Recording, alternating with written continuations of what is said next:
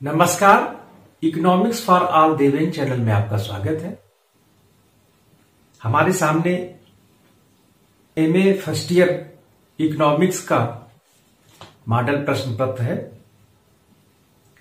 जिसका 5 खंड है, जिसमें और पहला खंड है। पहला प्रश्न है कि सूक्ष्म अर्थशास्त्र अध्ययन करता है व्यक्तिगत इकाइयों का या सामूहिक इकाइयों का या राष्ट्रीय आय का या उद्योगों का। तो हम जानते हैं कि सूक्ष्म अर्थशास्त्र व्यक्तिगत इकाइयों का अध्ययन करता है, फर्मों का अध्ययन करता है। तो इसका सही उत्तर है ए। दूसरा प्रश्न है कि चयन की समस्या का विश्लेषण किया है। किस अर्थशास्त्री ने चयन की समस्या का विश्लेषण किया है? मार्शल ने, बी रॉबिन्स ने, एडम स्मिथ ने या पीगू ने? तो हम जानते हैं कि चयन की समस्या का सबसे पहले जो विश्लेषण किया वो रॉबिन्स ने किया। रॉबिन्स ने स्पष्ट किया कि साधन सीमित है और आवश्यकताएं अनंत है, और आवश्यकताओं को संतुष्टि और साधनों की सीमितता, ये चयन की समस्या है। अगला प्रश्न है कि बृहद अर्थशास्त्र अध्ययन करता है ए राष्ट्रीय आय का, बी उद्योग का, सी संपूर्ण अर्थव्यवस्था का या डी सभी का। तो बृहद अर्थशास्त्र का जो अध्ययन है या अध्ययन क्षेत्र है वो राष्ट्रीय आय भी है, उद्योग भी है, संपूर्ण अर्थव्यवस्था। तो इस प्रकार से इसका सही उत्तर है डी सभी का। अगला प्रश्न है कि कीमत निर्धारित होता है उपभोक्ता द्वारा या विक्रेता द्वारा या मांग पूर्ति की शक्तियों के द्वारा या डी कोई नहीं। तो हम जानते हैं कि किसी भी वस्तु की जो कीमत का निर्धारण होता है वो मांग और पूर्ति की शक्तियों के कारण से होता है। तो इसका सही उत्तर है सी, मांग और पूर्ति की शक्तियों के द्वारा। अगला प्रश्न है कि साधनों की विशेषता है ए सीमित होते हैं, बी वैकल्पिक प्रयोग में आते हैं, सी ए व बी दोनों या डी इनमें से कोई नहीं। तो इसका सही उत्तर है सी, ए व बी दोनों। साधन सीमित होते हैं किंतु साधनों के वैकल्पिक प्रयोग भी होते हैं। तो इस प्रकार से इसका जो सही उत्तर है वो है सी। अगला प्रश्न है कि आवश्यकताएं होती हैं सीमित या अनंत या सी ए और बी दोनों या इनमें से कोई नहीं। हम जानते हैं कि आवश्यकताएं अनंत होती हैं। तो इसका सही उत्तर है बी, अनंत। अगला प्रश्न है कि चुनाव की समस्या का आधार क्या है? तो ए साधन सीमित, बी आवश्यकताएं अनंत या सी साधनों के वैकल्पिक प्रयोग या डी सभी। तो जो चुनाव की समस्या है उसका आधार जो है वो साधन सीमित होना है, आवश्यकताएं अनंत होना है और साधनों के वैकल्पिक प्रयोग होना है। तो इस प्रकार से इसका जो सही उत्तर है वो है डी, सभी। अगला प्रश्न है कि कुल रोजगार का अध्ययन करता है। कुल रोजगार किसका अध्ययन का क्षेत्र है? सूक्ष्म अर्थशास्त्र का है कि बृहद अर्थशास्त्र का है कि लोक अर्थशास्त्र का है या डी सभी का? तो हम जानते हैं कि कुल रोजगार ये बृहद अर्थशास्त्र का क्षेत्र है। तो इसका सही उत्तर है बी, मैक्रो इकोनॉमिक्स का पार्ट है। अगला प्रश्न है कि संतुलन के प्रकार हैं। तो संतुलन के प्रकार तो ए स्थिर, बी अस्थिर या सी तटस्थ या डी सभी।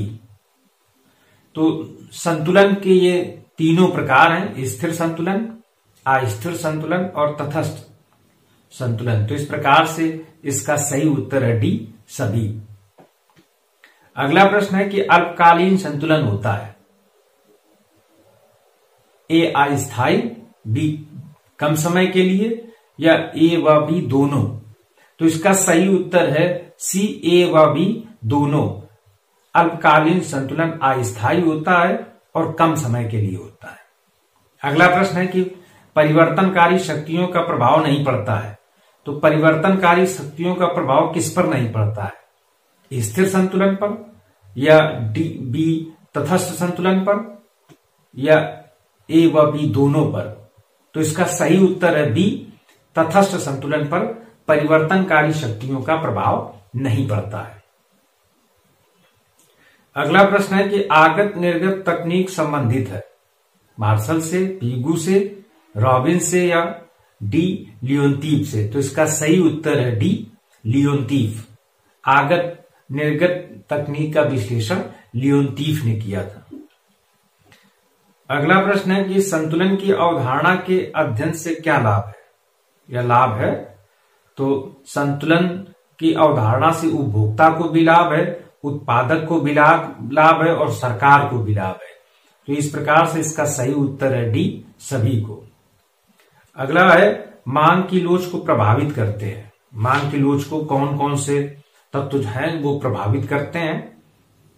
तो वस्तु का गुण, स्थानापन्न वस्तुएं और उपभोक्ता की आय, सभी। तो इस प्रकार से जो मांग की लोच को प्रभावित करने वाले तत्व हैं ये तीनों हैं। तो इस प्रकार से इसका सही उत्तर है डी, सभी।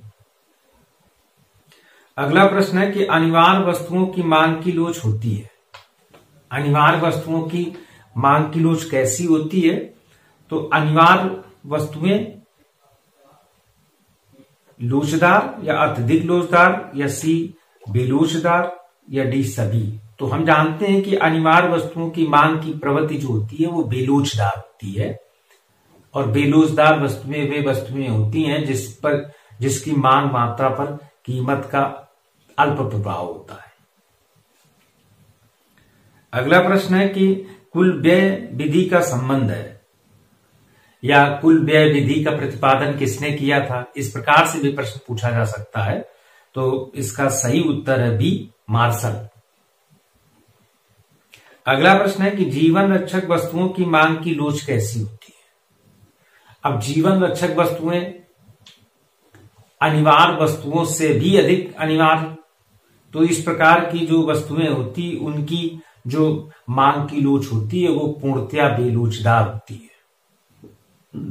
तो इसका सही उत्तर है ए। अगला प्रश्न है कि स्वतंत्र वस्तुओं की मांग की लोच कैसी होती है? तो स्वतंत्र वस्तुओं की मांग की लोच शून्य होती है। सही उत्तर है ए। अगला प्रश्न है कि उत्पादन के साधन है भूमि, श्रम, पूंजी, डी सभी। तो इस प्रकार से इसका सही उत्तर है डी, सभी। हम जानते हैं कि उत्पादन के 5 साधन होते हैं: भूमि, श्रम, पूंजी, प्रबंध या संगठन, और साहसी या उद्यमी। अगला प्रश्न है कि जननांकी के विज्ञान के पक्ष हैं सत्यता, वैज्ञानिकता या सार्वभौमिकता, व डी सभी। तो इस प्रकार से जो जनांकिकी के विज्ञान के पक्ष हैं तो वो सभी हैं। तो इसका सही उत्तर है डी। अगला प्रश्न है कि जनगणना की विधियां हैं ए तथ्य सिद्ध विधि, या बी एक रात्रि प्रणाली, सी ए व बी दोनों। तो इस प्रकार से इसका सही उत्तर है सी, जनगणना की ये दोनों प्रणाली है, तथ्य सिद्ध विधि है और एक रात्रि प्रणाली भी है। अगला प्रश्न है कि शुद्ध प्रजनन दर जो है वो 1 से कम होती है तब क्या होता है? जनसंख्या घटती है, या स्थिर रहती है, बढ़ती है, या कोई नहीं? तो इसका सही उत्तर है ए, जनसंख्या घटती है। अगला प्रश्न है कि जनगणना समंकों का महत्व है आर्थिक, राजनीतिक, सामाजिक, व डी सभी। तो जनगणना के जो डेटा है, जो समंक है, उनका सभी के लिए बड़ा महत्व होता है, चाहे वो आर्थिक क्षेत्र हो, राजनीतिक क्षेत्र हो या सामाजिक क्षेत्र हो। अगला प्रश्न है कि जनसंख्या सिद्धांत को प्रतिपादित किया है ए माल्थस ने, सी कीन्स ने, बी मार्शल ने, या डी सभी ने? तो इसका सही उत्तर है ए माल्थस। माल्थस ने जनसंख्या का जो सिद्धांत है उसका सबसे पहले वैज्ञानिक विश्लेषण किया था। अगला प्रश्न है कि जनसंख्या बढ़ती है अंकगणितीय विधि से, या ज्यामितीय विधि से, या दोनों से, या कोई नहीं? तो ये जनसंख्या बढ़ने का जो विधि बताई माल्थस ने, तो माल्थस ने कहा कि जनसंख्या ज्यामितीय विधि से बढ़ती है।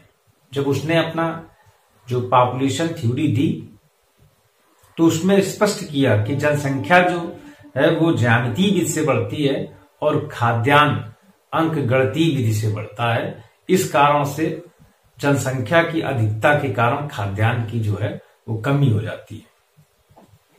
अगला प्रश्न है कि खाद्य सामग्री बढ़ती है। अब इसी में जो माल्थस का है उसका सिद्धांत आगे आ गया, तो उसमें कहा कि खाद्य सामग्री बढ़ती है तो अंकगणितीय विधि से बढ़ती है, तो इसका सही उत्तर है ए। अगला प्रश्न है कि जनसंख्या वृद्धि रुकती है कृत्रिम साधन से या प्राकृतिक विधि से या सी ए और बी दोनों से या कोई नहीं। तो ये जनसंख्या वृद्धि कृत्रिम साधन से भी रुकते हैं और प्राकृतिक विधियां जो प्राकृतिक बाढ़ भूकंप महामारी है इनसे भी जनसंख्या वृद्धि रुकती है। अगला प्रश्न है कि नैसर्गिक विधि से जनसंख्या वृद्धि रुकती है। जो प्राकृतिक घटनाएं हैं उनसे कौन कौन सी घटनाएं हैं जिनसे जनसंख्या रुकती है, तो अकाल से भी, महामारी से, भूकंप से। तो इस प्रकार से इसका सही उत्तर है डी सभी। अगला प्रश्न है कि सीपी ब्लैंकर ने जनसंख्या परिवर्तन के कितने चरण बताए, तो सीपी ब्लैंकर ने जनसंख्या परिवर्तन के 5 चरण बताए, तो इसका सही उत्तर है डी। अगला प्रश्न है कि जनसंख्या के प्रथम अवस्था में होती है, तो हम जानते हैं कि जनसंख्या की प्रथम अवस्था में उच्च जन्म दर और उच्च मृत्यु दर होती है। इस कारण से जनसंख्या वृद्धि जो है नहीं हो पाती है, तो इसका सही उत्तर है सी ए व बी दोनों। अगला प्रश्न है कि जनसंख्या विस्फोट में होता है। जनसंख्या तीव्र गति से बढ़ती है, बी मृत्यु दर कम होती है, तो इसका सही उत्तर है ए व बी दोनों। अगला प्रश्न है कि जनसंख्या वृद्धि आर्थिक विकास को करती है, ए प्रभावित, स्थिर, अस्थिर या कोई नहीं, तो इसका सही उत्तर है ए प्रभावित। जनसंख्या वृद्धि आर्थिक विकास को प्रभावित करती है। अगला प्रश्न है कि भारत में उच्च प्रजननशीलता के क्या कारण, गर्म जलवायु, बाल विवाह, अशिक्षा व डी सभी, तो इसका सही उत्तर है डी सभी। अगला प्रश्न है कि जनसंख्या वृद्धि के सामाजिक कारण, जनसंख्या वृद्धि के सामाजिक कारण कौन कौन से हैं, तो इसका जो सही उत्तर है उसमें अशिक्षा भी है, ग्रामीण समाज भी है और संयुक्त परिवार प्रथा भी है, तो इस प्रकार से इसका सही उत्तर है डी सभी। अगला प्रश्न है कि उच्च प्रजननशीलता के आर्थिक कारण है, उच्च प्रजननशीलता क्यों है, तो इसका सही कारण उत्तर है बाल श्रम का प्रचलन, प्राथमिक व्यवसाय, कृषि, रहन सहन का स्तर, रहन सहन का जो स्तर निम्न है, इस कारण से भी उच्च प्रजननशीलता, तो इसका सही उत्तर है डी सभी। अगला प्रश्न है कि उच्च मृत्यु दर का क्या कारण है, तो महामारी भी है इसका कारण, प्राकृतिक कारण भी है और कमजोर स्वास्थ्य ढांचा भी उच्च मृत्यु दर के कारण है, तो इसका सही उत्तर है डी सभी। अगला प्रश्न है कि उच्च मृत्यु दर के प्राकृतिक कारण क्या हैं, तो इसका सही उत्तर है डी सभी, अकाल भी है, महामारी भी है और भूकंप भी है। अगला प्रश्न है कि अप्रवास के क्या कारण है, तो हम जानते हैं कि अप्रवास क्यों होता है, लोग रोजगार की तलाश में जाते हैं, आवास की समस्या होने पर भी चले जाते हैं, उच्च जीवन स्तर की लालसा में भी चले जाते हैं, तो इसकी सही जो उत्तर है उसका है डी। अगला प्रश्न है कि भारतीय जनसंख्या की विशेषताएं हैं, जनसंख्या में तीव्र वृद्धि हो रही है, उच्च जन्म दरें भी है और बढ़ता जनसंख्या घनत्व भी है, तो इसके सही उत्तर है डी सभी। अगला खंड जो है वो पब्लिक फाइनेंस या राजस्व से है, तो इसका पहला प्रश्न है कि राजस्व का अर्थ है व्यक्ति की आय, आयात, निर्यात या राज्य की आय, तो इसका सही उत्तर है डी, राजस्व का अर्थ होता है राज्य की आय।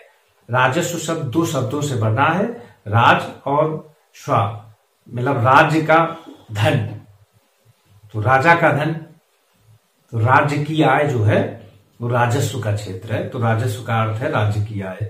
सही उत्तर है डी। अगला प्रश्न है कि राजस्व के स्रोत हैं आय, कर व शुल्क, तो इसका सही उत्तर है डी।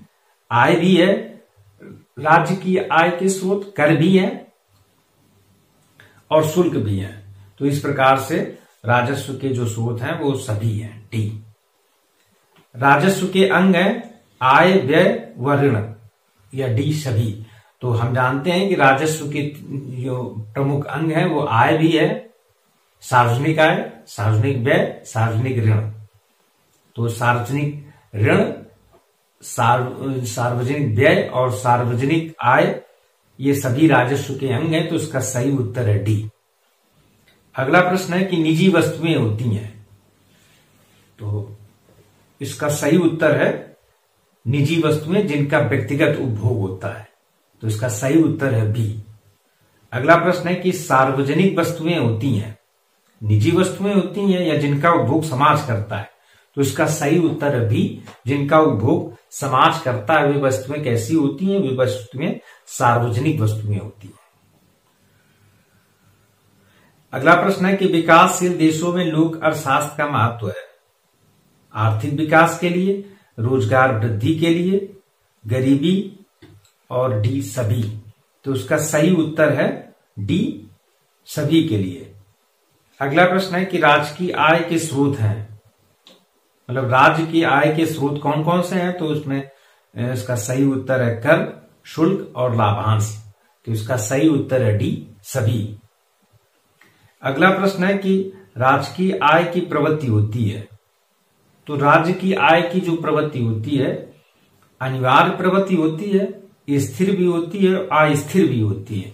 तो इस प्रकार से इसका सही उत्तर है डी। अगला प्रश्न है कि कर की प्रवृत्ति है, तो इसमें कर अनिवार्य होते हैं। कर की जब हम परिभाषा पढ़ते हैं तो उसमें कर की परिभाषा दी गई है कि कर एक अनिवार्य अंशदान है, ऐच्छिक नहीं होता है, और इसका सही उत्तर है ए, कर अनिवार्य होते हैं। अगला प्रश्न है कि मिश्रित अर्थव्यवस्था है, तो मिश्रित अर्थव्यवस्था से तात्पर्य है निजी क्षेत्र व सरकारी क्षेत्र का अस्तित्व। तो इस प्रकार से इसका सही उत्तर है सी, ए व बी दोनों।